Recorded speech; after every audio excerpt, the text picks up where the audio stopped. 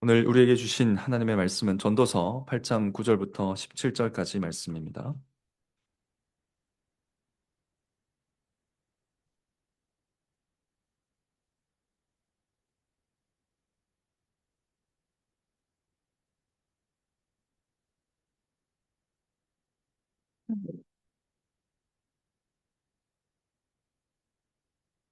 전도서 8장 9절부터 17절까지 말씀. 이것은 하나님의 말씀입니다. 하나님의 말씀을 들으십시오. 내가 이런 것들을 다 보고 마음을 다하여 해 아래서 행하는 모든 일을 살핀즉 사람이 사람을 주장하여 해롭게 하는 때가 있으며 내가 본즉 악인은 장사 지낸 바 되어 무덤에 들어갔고 선을 행한 자는 거룩한 곳에서 떠나 성읍 사람의 잊어버린 바 되었으니 이것도 헛되도다. 악한 일의 징벌이 속히 실행되지 않으므로 인생들이 악을 행하기에 마음이 담대하도다. 죄인이 100번 악을 행하고도 장수하거니와 내가 정령이 안오니 하나님을 경외하여 그 앞에서 경외하는 자가 잘 될 것이요 악인은 잘 되지 못하며 장수하지 못하고 그 날이 그림자와 같으리니 이는 하나님 앞에 경외하지 아니함이니라. 세상에 행하는 헛된 일이 있나니 곧 악인의 행위대로 받는 의인도 있고 의인의 행위대로 받는 악인도 있는 것이라. 내가 이르노니 이것도 헛되도다. 이에 내가 희락을 칭찬하노니 이는 사람이 먹고 마시고 즐거워하는 것보다 해 아래서 나은 것이 없음이라. 하나님이 사람으로 해 아래서 살게 하신 날 동안 수고하는 중에 이것이 항상 함께 있을 것이니라. 내가 마음을 다하여 지혜를 알고자 하며 세상에서 하는 노고를 보고자 하는 동시에 밤낮으로 자지 못하는 자도 있도다. 하나님의 모든 행사를 살펴보니 해 아래서 하시는 일을 사람이 능히 깨달을 수 없도다. 사람이 아무리 애써 궁구할지라도 능히 깨닫지 못하나니 비록 지혜자가 아노라 할지라도 능히 깨닫지 못하리로다. 아멘. 오늘은 부조리 가운데서 오직 말씀으로라는 제목으로 종교개혁 기념주일 설교를 선포하도록 하겠습니다. 오늘 우리가 읽은 본문은 인생이 부조리하다라고 말하고 있습니다. 부조리하다라는 말을 들어보셨나요, 우리 자녀들? 부조리하다. 처음 듣습니까? 네. 부조리하다 말이 무슨 말일까요? 네, 어른들도 잘 모르는 눈치입니다. 네, 한마디로 말도 안 되는 일이 벌어졌다 이런 뜻입니다. 말도 안 된다. 말도 안 되는 일이 벌어졌다. 우리 실제로 여러분이 대화를 할 때 말이 안 되는 말을 들을 때 우리가 뭐라고 합니까? 말을 좀 조리 있게 해라 그러죠. 네, 우리가 앞뒤가 안 맞는 말을 들을 때 말을 좀 조리 있게 해라 이렇게 말합니다. 그러니까 부조리하니까 조리 있게 말하라는 겁니다. 말이 안 되는 말을 하니까 조리 있게 하라는 것이죠. 또 예를 들어서 착한 일을 많이 한 사람이 오히려 벌을 받습니다. 말도 안 되는 일이 벌어졌죠? 부조리한 겁니다. 또 악한 범죄를 저지른 사람이 오히려 상을 받습니다. 이것도 말도 안 되는 일이죠. 그래서 이런 일들을 부조리하다라고 그럽니다. 특히 오늘 지혜자는 하나님이 세우신 질서와 맞지 않는 일이 벌어져서 부조리하다라고 외치고 있습니다. 그러니까 우리가 이렇게 부조리한 일을 만나면 외치게 됩니다. 하나님 살아계십니까? 왜 말도 안 되는 일이 벌어졌는데 가만히 계십니까? 이런 일들을 우리가 외치게 되지요. 이런 소리가 저절로 나오는 일들을 보면서 부조리하다라고 오늘 지혜자가 외치고 있습니다. 특별히 오늘 본문에서 누구보다 부조리한 사람이 누구냐? 왕입니다. 하나님 나라의 왕입니다. 하나님께 받은 힘으로 하나님이 말씀하신 질서에 따라서 하나님의 나라를 바르게 다스려야 될 왕이 악한 일을 하고 있습니다. 그 결과 왕이 다스리는 나라 전체에 부조리한 일들이 가득하게 됩니다. 말도 안 되는 일들이 일어나게 됩니다. 이런 상황을 지켜보던 지혜자가 오늘 한 가지 지혜를 알려주고 있습니다. 자, 오늘은 오직 말씀으로 교회가 개혁된 것을 기념하는 종교개혁 기념 주일입니다. 오늘 지혜자의 교훈을 살펴보면서 오직 말씀만을 믿는다는 것은 무엇인지 한번 깊이 생각해 보는 시간 가지고자 합니다. 설교를 듣고 모든 일을 주관하시는 하나님을 더욱 신뢰하고 오직 말씀을 기뻐하며 순종하는 여러분 되시기를 간절히 바랍니다. 함께 본문을 살펴보도록 하겠습니다. 오늘 9절 말씀을 함께 읽어보면 한 악한 사람을 소개하고 있습니다. 우리 9절 말씀 한번 읽어보겠습니다. 시작. 내가 이런 것들을 다 보고 마음을 다하여 해 아래에서 행하는 모든 일을 살핀즉 사람이 사람을 주장하여 해롭게 하는 때가 있으며, 저기 사람을 주장하여 해롭게 하는 때가 있다 그러는데, 이 해롭게 하는 이 한 사람, 그 사람은 누구냐? 해롭게 하는 사람입니다. 네. 악한 일을 행하는 사람입니다. 악인입니다. 근데 이 악인이 사람을 주장한다 그럽니다. 근데 사람을 주장한다 할 때 이 주장하다라는 말은 왕이 백성을 다스린다, 다스리다라는 뜻입니다. 그러니까 이 악인은 다스리는 사람, 즉 왕입니다. 한 악한 왕이 백성을 해롭게 다스리고 있다는 것입니다. 근데 지혜자가 왜 괴로워하냐면 만약에 이 나라 왕이 그냥 이방 나라 왕이면 그렇게 괴로워할 일은 아닌 것 같아요. 이방 나라 왕들은 그럴 수 있죠. 사람을 해롭게 다스릴 수 있습니다. 그런데 이 악한 왕이 하나님께 맹세한 왕이기 때문입니다. 우리 2절 말씀을 한번 읽어보도록 하겠습니다. 8장 2절 말씀 안 읽었지만 자, 읽어보겠습니다. 시작.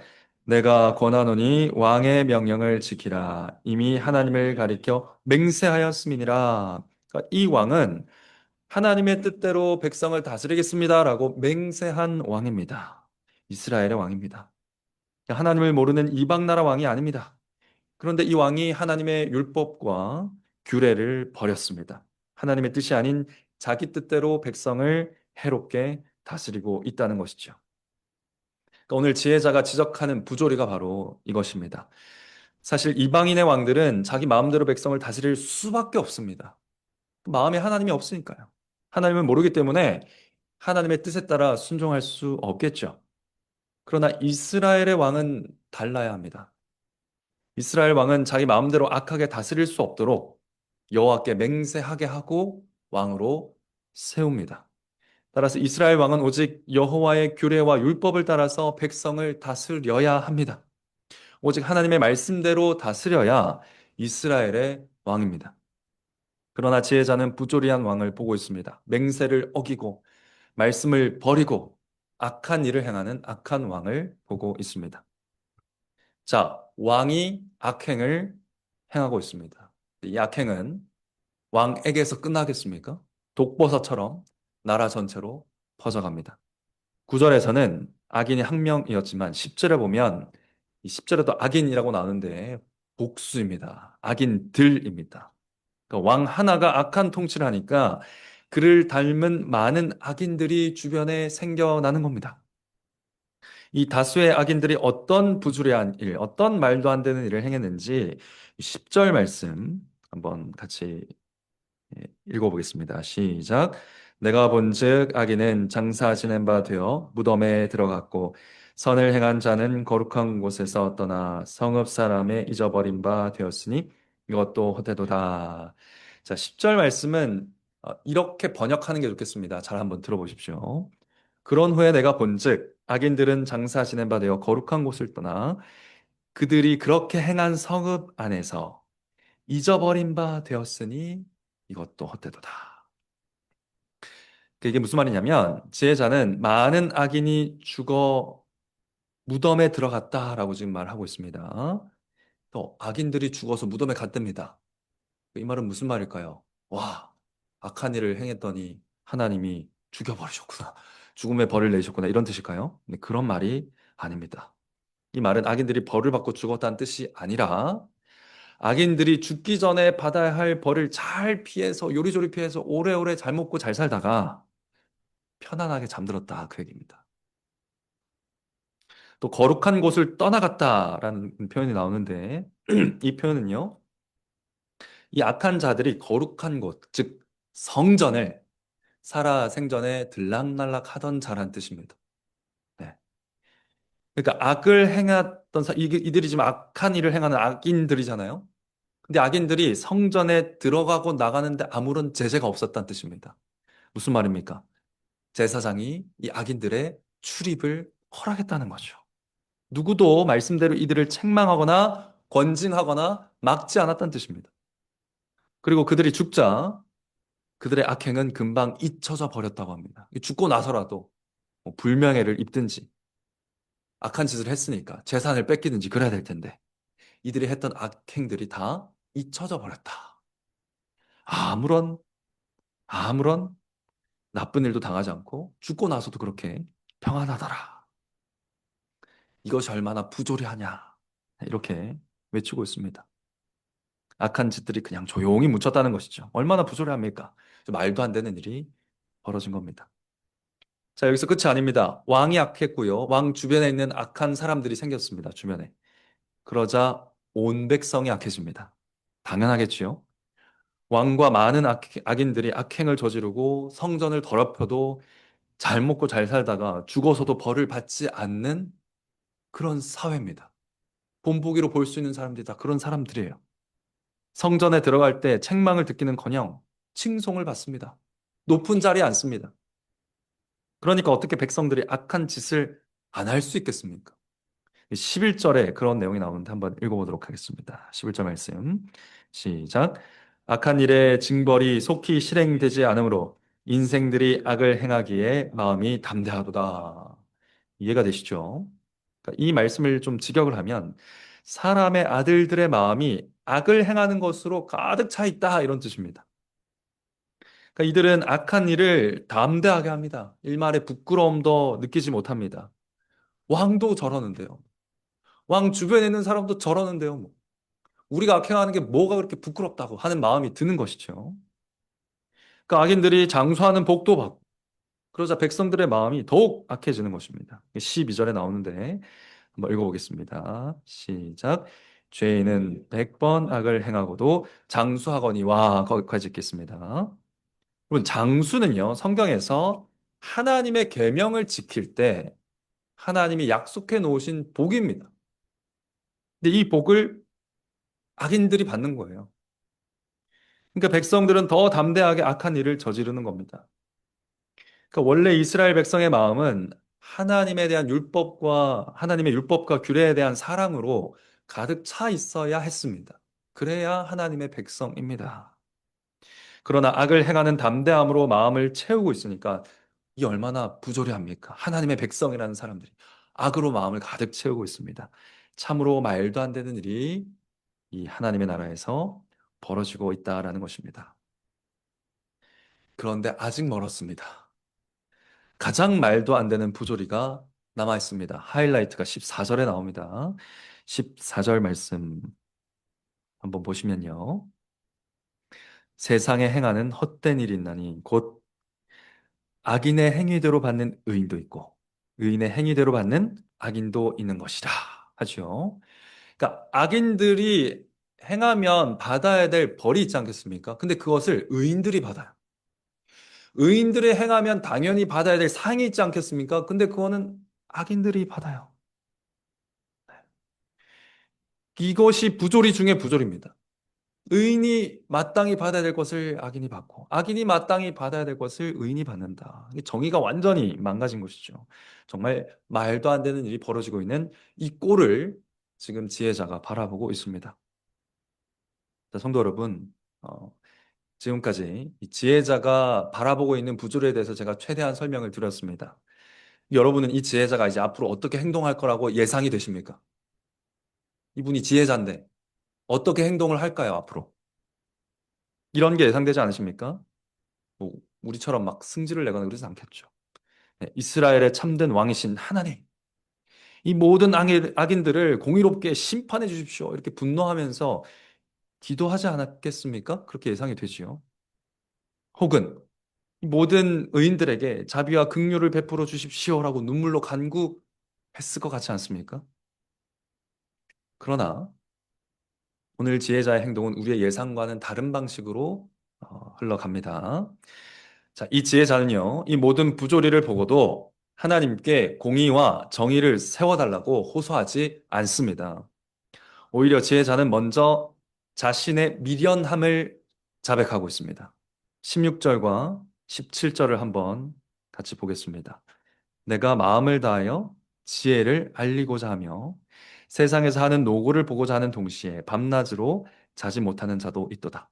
하나님의 모든 행사를 살펴보니 해 아래에서 하시는 일을 사람이 능히 깨달을 수 없도다. 사람이 아무리 애써 궁구할지라도 능히 깨닫지 못하나니 비록 지혜자가 아노라 할지라도 능히 깨닫지 못하리로다. 지금 깨닫지 못한다는 표현이 계속 나오죠. 그러니까 지혜자가 밤낮으로 잠을 자지도 못할 정도로 열심히 이 부조리에 대한 일들을 연구했습니다. 하나님 나라, 하나님 나라 왕, 하나님 나라의 백성들에게 말도 안 되는 일이 이렇게 광범위하게 벌어질 수 있는가 고민하면서 생각했습니다. 연구했습니다. 예리하게 살펴봤습니다. 그런데 이 지혜자가, 이 지혜자가 굉장한 지혜자죠. 하나님 나라에서 가장 지혜로운 이 지혜자가 아무리 탐구하고 예리하게 관찰해도 이 해 아래에서 하시는 일을 사람이 능히 깨달을 수 없다라는 것을 발견합니다. 내가 아무리 고민해봐도 모르겠다라는 게 답입니다. 자신도 그 모르는 사람 중에 한 사람이라는 것을 지금 고백하고 있는 거예요. 그러니까 가장 지혜로운 지혜자조차 얼마나 미련한지를 스스로 지금 고백을 하고 있습니다. 이 지혜자의 겸손한 고백은 믿음으로 이어집니다.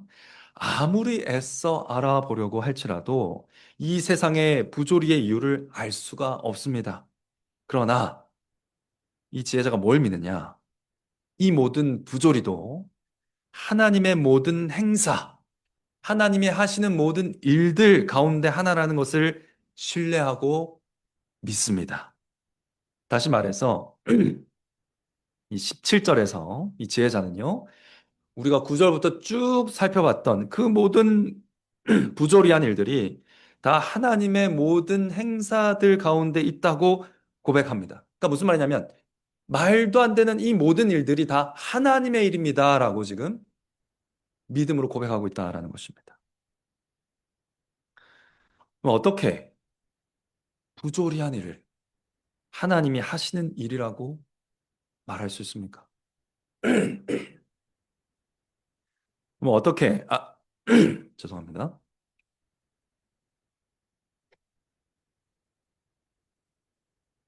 어떻게 악인들이 장수하고 의인들이 받아야 할 상을 빼앗아 칭송을 받으며 살다가 평안히 죽는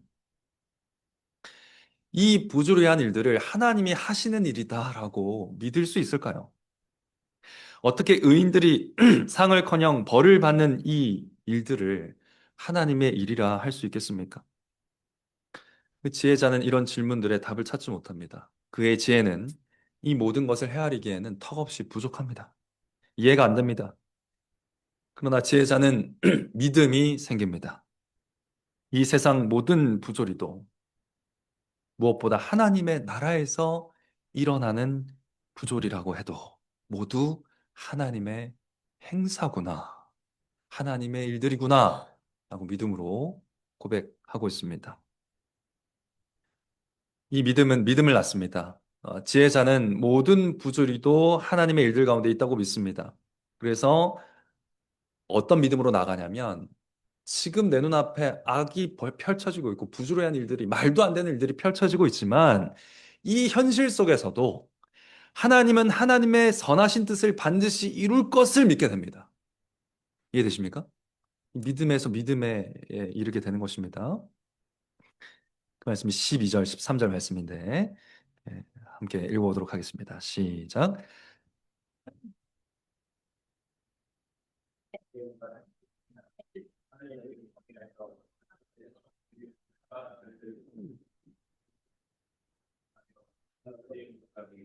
그날이 그림자와 같으리니 이는 하나님 앞에 경외하지 아니함이니라. 그러니까 비록 악인들이 잘 되고 형통한 현실이 부조리하지요. 하지만 지혜자는 부조리한 일들도 하나님의 일로 이루어 가시는 하나님을 지금 믿고 있는 것입니다. 여전히 하나님을 경외하는 자들을 잘 되게 하시는 하나님. 악인들은 끝내 벌하셔서 하나님의 뜻을 이루실 그 하나님을 지금 신뢰하고 있는 것입니다. 자, 지혜자는 이 믿음이 있기 때문에 부조리한 현실을 보는 가운데서도 분노에 휩싸여서 모든 것을 뒤엎어버리거나 혁명을 일으키지 않습니다.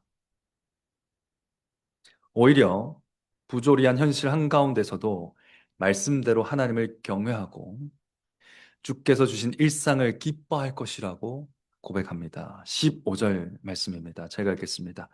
이에 내가 희락을 칭찬하노니 이는 사람이 먹고 마시고 즐거워하는 것보다 해 아래서 나은 것이 없습니다. 하나님이 사람으로 해 아래서 살게 하신 날 동안 수고하는 것 중에 이것이 항상 함께 있을 것이니라. 여러분, 먹고 마시고 즐거워하는 것, 이것보다 나은 게 없다라고 하죠. 이 먹고 마시고 즐거워하는 것은 우리가 2주 전에 설교에서도 들었습니다만 타락하기 전에 아담과 하와에게 일상이었던 일이었습니다. 매우 평범한 일상이었습니다. 동시에 동산의 나무의 모든 실과를 먹을 것으로 주노라 하시니 하나님의 말씀에 순종하는 일이었습니다. 먹고 마시고 즐거워하는 것은 아주 평범한 일이면서도 하나님께 순종하는 일이었습니다. 그러니까 먹고 마시며 기뻐하고 순종하는 것이 사람의 일상이었다는 것이죠. 그러나 아담과 하와가 타락한 이후에 먹고 마시고 즐거워하는 일은 매우 어려운 일이 됐습니다. 왜냐하면 에덴 동산 밖은 부조리하게 되었기 때문입니다. 부조리가 가득한 세상이 되었기 때문입니다. 열심히 일을 해서 먹을 것을 얻으면 악한 자들이 빼앗아 가버리는데 즐거워할 수가 있겠습니까? 열심히 씨를 뿌려 넣으면은 가시 원건키가 자라가지고 농사 다 망쳐버리는데 어떻게 즐거워할 수 있습니까? 마실 우물을 어렵게 파놓으면 누가 와서 빼앗아 가버리는 말도 안 되는 일이 일어나는데 이 세상에서 어떻게 즐거워할 수가 있겠습니까? 그러니까 먹고 살고 즐거워하는 거 굉장히 힘든 일이 됐습니다. 먹고 마시기 위해 싸워야 되고요. 뭔가를 가져도 빼앗길까 늘 불안한데 즐거울 수가 없는 거죠. 평안한 때에도 불안하게 살아야 되는 그런 인생들이 된 겁니다. 악하게 꾀를 써서 교묘하게 살아가는 사람들은 잘 되고 장수하고 병원도 잘 다니고 좋은 집에서 떵떵거리며 살다가 조용히 사라지는데 너무너무나 악한 일을 벌이면서 잘 되는 사람들의 뉴스들을 우리가 건너 건너 듣는 이런 현실 속에서 먹고 마시고 즐거워하는 일상의 순종은 거의 불가능한 일이 됐습니다. 아니, 불가능합니다. 그러나 오늘 지혜자는 뭘 가르치고 있습니까? 그 모든 부조리마저도 하나님의 행사 안에 있다라는 것을 믿는 사람은 먹고 마시며 즐거워할 수 있다라고 가르치고 있습니다. 부조리한 현실 속에서도 오늘 말씀의 지혜를 가진 자는 악인들을 부러워하거나 모방하지 않을 수 있습니다. 꿋꿋하게 하나님을 경외하는 믿음으로 먹고 마시며 즐거워할 수 있다. 즉, 일상 평범한 순종이 가능하다라는 것입니다. 이것이 지혜자의 가르침입니다. 여러분, 이렇게 말씀드린다고 오해하지 마십시오. 여러분, 이 지혜자가 말하는 믿음은요, 체념하라는 게 아닙니다. 분노하고 뒤집지도 않지만 지금 지혜자가 포기하고 체념하고 있지도 않다는 것을 주목하십시오. 세상이 뭐 다 그렇지 하면서 쓴웃음 지으면서 포기하고 살라는 말이 아닙니다. 지금 지혜자는 현실을 포기하지 않았습니다. 대신에 하나님의 주권을 신뢰하는 것이죠. 하나님의 주권을 신뢰하면서 내가 할 수 있는 최선의 순종을 하면서 사는 것입니다. 주님이 내게 주신 작은 순종의 자리를 지키겠다고 선언하고 있는 것입니다.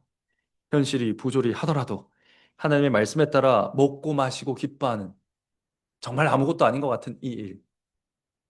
그러나 내가 할 수 있는 작은 순종을 시작하라고 가르치고 있는 것이 바로 오늘 지혜자의 가르침입니다. 체념과 포기를 하라는 것이 아니라는 것입니다. 1517년 10월 31일 종교개혁의 새벽이 밝아오던 그날에도 세상은 온통 부조리했습니다. 당시 사회와 교회는 머리로부터 발끝까지 다 썩어 있는 상황이었습니다. 교회가 말도 안 되는 일들로 가득했습니다. 교황은 돈으로 회개를 팔고 있었고 직분을 사고 파는 일들도 허다했습니다. 타락한 교회가 타락한 세속 권력과 이익에 따라서 좌우되고 있었습니다. 교회의 권위자들이 악을 행하고 있으니 어떻게 성도들이 바르게 살겠습니까? 다 담대하게 악을 행하고 있었습니다. 한마디로 모든 것이 부조리한 세상이었습니다. 지금 이 지혜자가 바라보고 있는 세상이 바로 1517년 어간의 교회의 상황이었습니다. 그런 어두운 시대에 마르틴 루터라는 한 수도사가, 한 사제가 하나님의 말씀을 읽으며 교회가 부조리하다는 사실을 깨달았습니다. 그러나 루터가 분노에 휩싸여서 혁명을 일으켰습니까? 그렇게 알고 계시면 한참 오해하신 겁니다. 아닙니다. 그러면 체념하고 포기했습니까? 그렇지 않습니다. 루터는 하나님의 말씀에 나와 있는 대로 교황이 아니라 하나님이 교회의 주인이다 라고 말했습니다. 교황이 아니라 하나님이 교회의 주인입니다 라고 말했습니다. 여러분, 교회의 주인이 하나님입니다와 같이 사제가 하기에 평범한 말이 있습니까? 이렇게 평범한 말이 있습니까? 교회의 주인이 하나님입니다. 이렇게 평범한 말이 있습니까? 이렇게 평범한 순종이 있습니까? 여러분, 루터가 면벌부의 문제점을 논박한 95개 논제를 비텐베르크 교회 문에 붙인 것은 교황에게, 교황에게 도전하기 위한 것이 아니었습니다. 그냥 성경이 이러하다고 하니, 교황을 설득하기 위해 한번 토론해보자고 붙인 거였습니다. 어느 정도 논란이 될 거라고 예상은 했겠지만, 루터는 그저 하나님의 말씀에 나와 있는 대로 교회의 주인은 하나님입니다라고 말한 것밖에 없었어요. 그러나 하나님은 오직 말씀을 믿는 믿음으로 행한 작은 순종을 교회 개혁의 불씨로 사용하신 겁니다. 루터가 들고 일어난 게 아닙니다. 루터가 체념하고 포기한 게 아닙니다. 그가 행할 수 있는 먹고 마시고 즐거워하는 작은 순종을 행했을 뿐입니다. 근데 교회가 개혁된 것입니다. 나중에 이 루터는 교회 개혁이 진행되어 가면서 책을 통하여 하나님은 영광 속에서가 아니라 십자가의 치욕 속에서 자신을 드러내신다라는 가르침을 남겼습니다. 하나님은 영광 속에서가 아니라 십자가의 치욕 속에서 하나님을 계시하고 나타내신다. 이 말은 무슨 말입니까? 십자가에 못 박히신 예수님 한번 생각해 보십시오. 십자가만큼 부주의한 일이 있습니까? 십자가만큼 말도 안 되는 일이 있나요? 하나님이 계시면 그런 일은 일어나지 않아야 되지 않습니까? 그럼 말도 안 되는 일은 일어나서는 안 되는 거죠. 하나님이 계시면. 하나님께 결코 합당하지 않은 일이 십자가 사건이었습니다. 심지어 하나님과 반대되는 것 같은 일이 십자가 사건이었습니다. 하나님은 하나님이 누구신지를 십자가에서 가장 밝히 나타내 주셨다는 겁니다. 예수 그리스도가 십자가라는 말도 안 되는 고난 가운데 하나님을 믿고 순종하셔서 하나님의 구원을 이루셨다는 뜻입니다. 오늘 8장 14절이 이 루터의 가르침을 생각하게 하지요. 세상에 행하는 헛된 일이 있나니 곧 악인의 행위대로 받는 의인도 있고 의인의 행위대로 받는 악인도 있는 것이라. 지금 예수님 이야기하고 있는 거 아닙니까? 예수님에 대한 가장 좋은 설명이 아닌가요? 예수님과 우리에 대한. 이 지혜자가 바라보고 있는 최악 중의 최악, 부조리 중의 부조리, 말도 안 되는 일들 가운데 가장 말도 안 되는 이 부조리는 바로 예수님이 견디신 고난에 관한 말씀입니다. 예수님이야말로 의인입니다. 유일한 의인이신 예수님은 하나님께 가장 큰 상을 받으셔야 마땅합니다. 그러나 예수님은 성부 하나님으로부터 가장 악한 자들이 받아야 될 나무에 달리는 저주받은 벌을 받으셨습니다. 가장 악한 악인들은 십자가에서 영벌을 받아야 하지요. 그러나 예수 그리스도께서 그 벌을 다 받으셨습니다. 놀랍게도 하나뿐인 의인 예수 그리스도께서 받으셔야 되는 그 모든 상은 가장 악한 우리가 받았습니다. 그 상은 그리스도께서 이루신 일 때문에 하나님께서 주권적으로 주시는 구원입니다. 다시 말해서 악인들을 벌하시기를 기뻐하시는 하나님께서 악인들이 받아야 될 형벌을 하나님의 사랑하시는 독생자에게 덮어 씌우셨습니다. 대신 마땅히 형벌 받아야 할 우리에게는 구원의 상을 베푸셨습니다. 그럼 이것이 얼마나 부조리합니까? 여러분이 받으신 구원이 얼마나 말이 안 되는지를 깊이 생각해 보시기 바랍니다. 특히 자녀 여러분, 말이 안 되는 구원입니다. 이게 얼마나 앞뒤가 안 맞는 은혜입니까? 여러분, 이 부조리가 없었다면 우리 중에 아무도 구원을 못 받았을 겁니다. 그러니까 이 부조리가 어떻게 하나님의 일이 아니라고 할 수 있겠어요? 그러니까 우리가 지혜자의 말을 듣고 부조리도 하나님의 일이다. 이거를 믿으려면 억지로 믿어야 됩니다. 어떻게 부조리가 하나님의 일이 될 수 있습니까? 억지로 믿어야 됩니다. 그러나 십자가를 보면 믿어집니다. 부조리가 하나님의 일 맞구나. 믿을 수 있다는 것이죠. 그래서 십자가를 바라보면 우리 삶에 어떤 부조리가 일어나더라도 그 뒤에 하나님이 일하고 계심을 믿을 수 있습니다. 그렇겠죠. 의인 예수 그리스도께서 달리신 가장 부조리한 십자가에서 악인이었던 우리가 구원받았습니다. 가장 부조리한 일조차 하나님의 일이었습니다. 그러므로 사랑하는 성도 여러분, 우리는 부조리한 현실에서도 악인들을 부러워하며 동조하지 말아야 합니다. 말도 안 되는 일을 벌이는 악인들이 사는 세상을 분노하며 뒤엎으려고도 하지 말아야 합니다. 그 모든 일이 하나님의 일들 가운데 있음을 믿으며 일상의 순종을 이루어 가야 합니다. 교회로, 한 성도로 바로 세워져 가야 된다는 것입니다.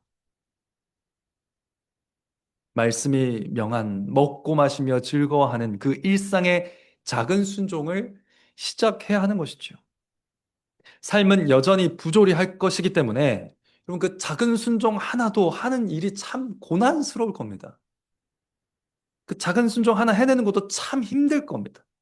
그러나 부조리한 일도 우리의 고난도 하나님의 일들 가운데 있다는 것을 믿으셔야 합니다. 그 믿음이 왜 하나님이 가만히 계시나? 하나님이 계시면 이런 일이 일어날 수 있나라는 원망보다 커야 됩니다. 심지어 그 믿음이 정의를 간청하는 기도보다 앞서야 합니다. 사랑하는 성도 여러분, 질문하겠습니다. 여러분에게 그런 믿음이 있습니까? 여러분, 우리에게 그런 믿음이 있습니까? 악인들이 잘 되고 사회가 타락하며 정치가 부패할 때에도 악인들이 의인들의 상을 빼앗고 괴롭힐 때에도 그리고 심지어 내가 그런 일을 당할 때에도 그 모든 일도 하나님의 일이겠거니 하나님의 행사이겠거니 신뢰하는 믿음이 있습니까? 나에게 왜 이런 일이 일어났을까? 하나님이 나를 사랑하시면 어떻게 이런 일이 일어날까? 의심이 드는 순간에 그래, 이 모든 일조차 하나님의 일들 중 하나지 할 수 있는 믿음이 여러분에게 있습니까? 그래서 어떤 일이 일어나든지 간에 흔들리지 않고 말씀대로 내가 오늘 해야 될 작은 순종을 이룰 수 있는 믿음이 있습니까? 사랑하는 성도 여러분, 우리 안에는 그런 믿음이 없습니다. 없잖아요. 있는 줄 알지만 그런 일 당하면 마치 아무 믿음 없는 것처럼 우리도 힘들고 괴로워하지 않습니까? 눈물 나잖아요. 절망하지 않습니까? 믿음이 안 보이잖아요. 우리 안에 그런 믿음이 없습니다.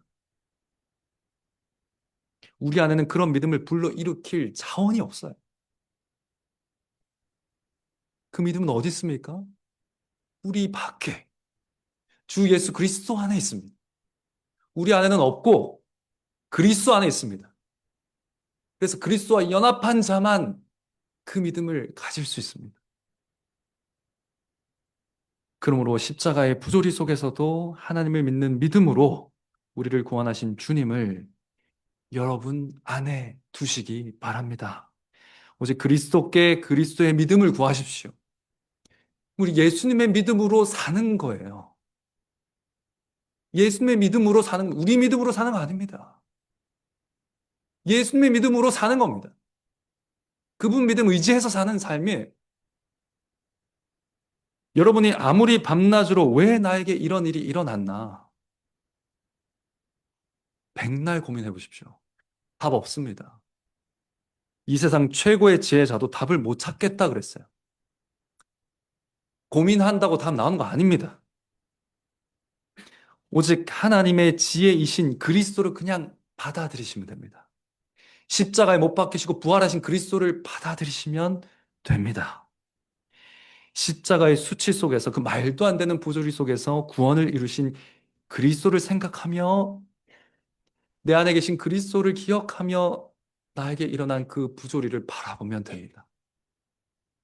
그러면 모든 부조리한 일들 속에서도 일하고 계신 하나님이 그제서야 보이기 시작할 겁니다.